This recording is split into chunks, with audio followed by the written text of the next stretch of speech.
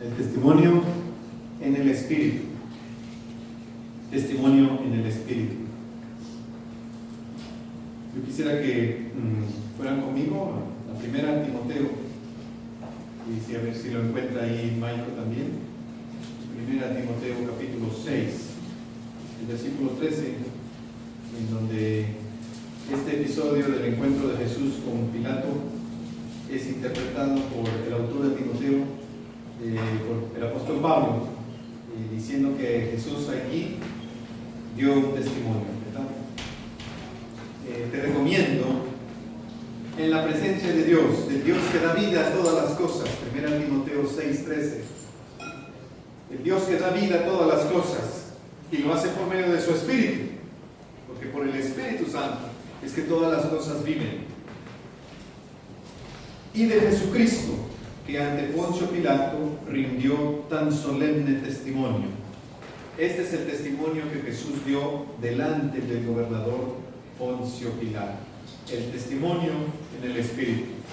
Hoy es el día de Pentecostés y hay que decir así claramente que la marca de la presencia del Espíritu Santo en la vida de alguien no es que llore, que hable en lenguas, que se caiga o que cualquier cosa de esas suceda. La marca es que la persona que tiene el Espíritu Santo es capaz de dar testimonio, valiente, delante de quien sea, puede decir a quién le pertenece, puede decir y no negar que conoce a Cristo, puede decir con toda certeza que su vida es de Dios. A lo mejor no tiene todas las respuestas, a lo mejor no lo sabe todo, pero sí puede decir con toda certeza: yo soy de Cristo.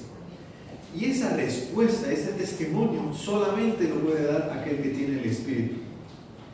El Señor Jesús, lleno del Espíritu Santo, dio un testimonio verdadero.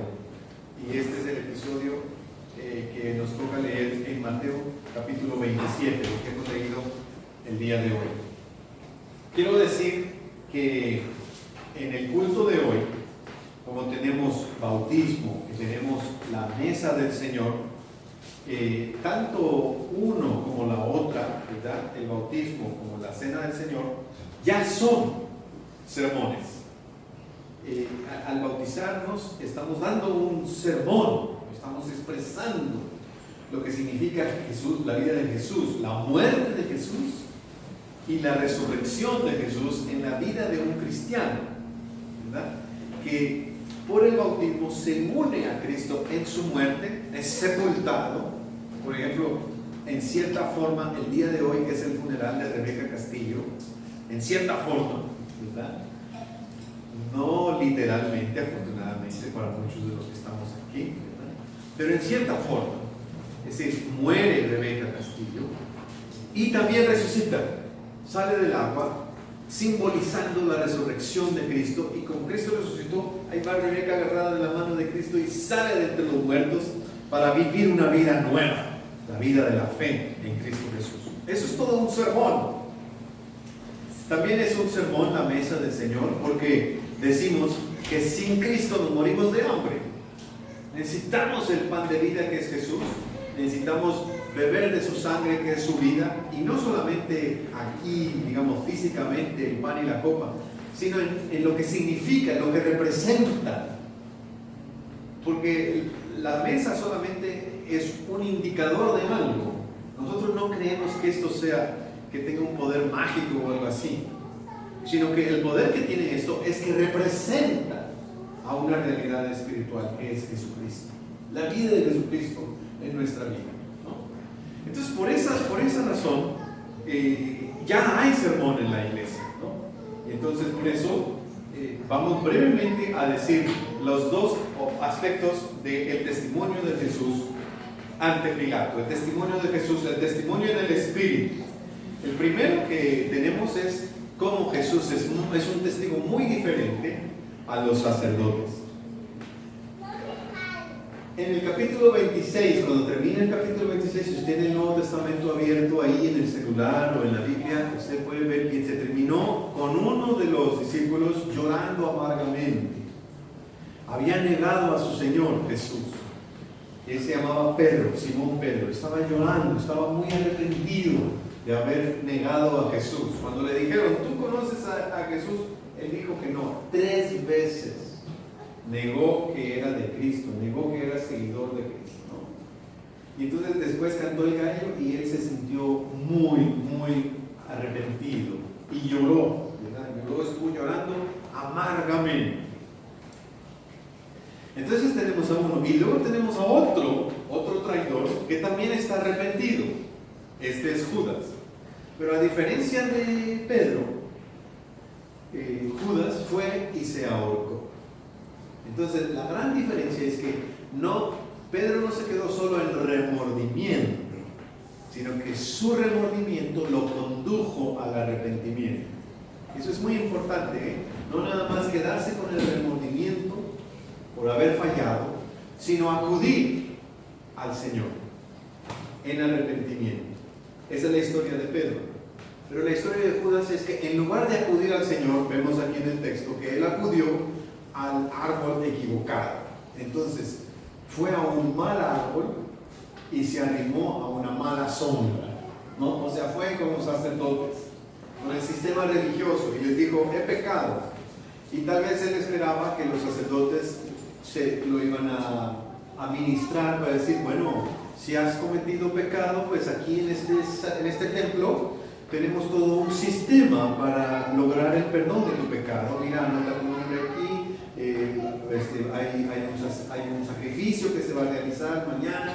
Entonces con el sacrificio, si tu nombre está anotado y tú pagaste la donación correspondiente, pues ya entonces tu pecado va a ser perdonado. Es decir, hay un sistema religioso, ceremonial, ritualista, por el cual se procesan los pecados en el templo. Para eso servía el templo, para que la gente que había cometido un pecado iba y ahí le servían para que su pecado fuera perdonado. Al menos una vez al año había un sacrificio así, de ese tipo, para el perdón de los pecados. Pero ¿qué encuentra este pobre hombre? Que no hay un verdadero sacerdocio ahí. Los sacerdotes dicen, a nosotros ¿qué nos importa lo que tú has hecho? No nos importa. Y ni siquiera podemos recibir tu dinero. Y entonces dan un mal testimonio de lo que significa ser sacerdote. A diferencia de eso, el Señor Jesús, en el siguiente pasaje, ahí ante Pilato, ¿verdad?, es capaz de sustituir como sacerdote a un condenado a muerte. Él se llamaba Barrabás. En la versión Dios habla hoy, dice que también era Jesús Barrabás. Algunos manuscritos así lo tendrán. Pero la cosa es que el nombre Barrabás, yo todavía no he encontrado a ningún amigo que se llame así, ¿verdad? Aunque seguramente en algún lugar del mundo debe haber alguien que se llame así, ¿verdad? Al menos hace 2000 años hubo ahí uno. Estaba condenado a muerte, era un criminal, y sabemos que al menos había otros 2 que también estaban con Barrabás, que estaban esperando la pena de muerte, ser crucificados. Aquellos 2 sí fueron crucificados, uno a la derecha y otro a la izquierda del Señor Jesús. Eso lo veremos el próximo domingo. Pero Barrabás, el nombre Barrabás en arameo significa el hijo del Padre. Y entonces, qué ironía, ¿verdad? Qué ironía que este condenado a muerte, que este criminal, se llamaba hijo del Padre. Efectivamente no era hijo del Padre Celestial, sería hijo de su padre carnal, además de ser hijo de su tal por cual, porque estaba ahí por criminal, por asesino, estaba ahí por crímenes que había cometido y lo iban a crucificar. Entonces el nombre está expresando que no es, ¿verdad? Es como decir, me llamo así pero en realidad no soy hijo del Padre. El verdadero hijo del Padre es Jesús, el Mesías, que como verdadero sacerdote le dice a Barrabás, no está escrito aquí, pero él dice a Barrabás, yo puedo morir en tu lugar. Yo te represento delante de Dios. Delante de Dios mereces morir, mereces la muerte por tu pecado. Pero el Señor Jesús toma el lugar de Barrabás. Y en la historia de Barrabás está la historia mía también. Pues el Señor Jesús toma mi lugar. Y lo que yo me merecía, que era yo, me merecía realmente morir por las ofensas en contra de Dios.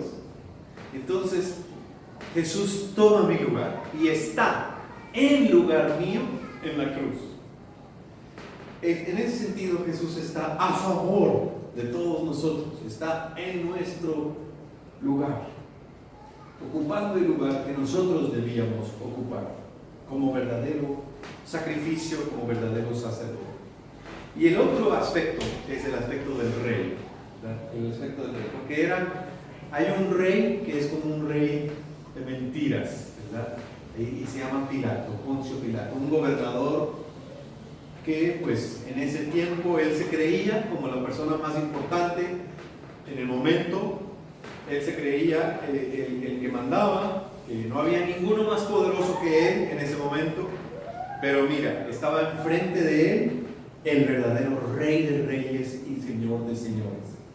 Y los soldados le hicieron una corona formada con espinas para burlarse de él. Le pusieron en la cabeza una corona, porque dijeron: tú eres rey, pues te vamos a poner una corona de espinas. Y dicen: todos los reyes tienen un cetro, tenían una caña de bambú, toma este palo, ese va a ser tu cetro. Y luego se lo quitaban y con ese mismo palo le dieron en la cabeza, ¿verdad? Y lo golpearon, le pegaron. Lo latiguearon a este rey con unos látigos romanos que al final de la cinta de cuero que era el látigo venía atada un gancho de metal, para que con cada latigazo también se sacara pedazos de la piel y pedazos de la carne humana. Este rey, torturado o ofendido, como víctima de burla, de violencia, de acoso, de agresiones, todavía el día de hoy, después de más de 2000 años, sigue siendo considerado el Rey de Reyes y Señor de Señores. Y aquel otro reyesito, Pilatos o Herodes, pasó su tiempo, pasó su gloria, pasó su gobierno, y el día de hoy nadie los considera autoridad de nada. ¿Cuántos de nosotros nos acordamos quién era presidente en este país hace 100 años? ¿O quién era presidente hace 50? ¿O quién era presidente hace 15? Los presidentes que se creen aquí, la persona de mayor poder y autoridad, después que pasa su gloria y ya nadie más se acuerda de ellos. Nada más los que están ahorita estudiando para un examen de historia, los tienen ahí bien filosos, o alguno que estudió para abogado. Pero el Señor Jesús, su gloria, su reino, su poder, no acabará jamás.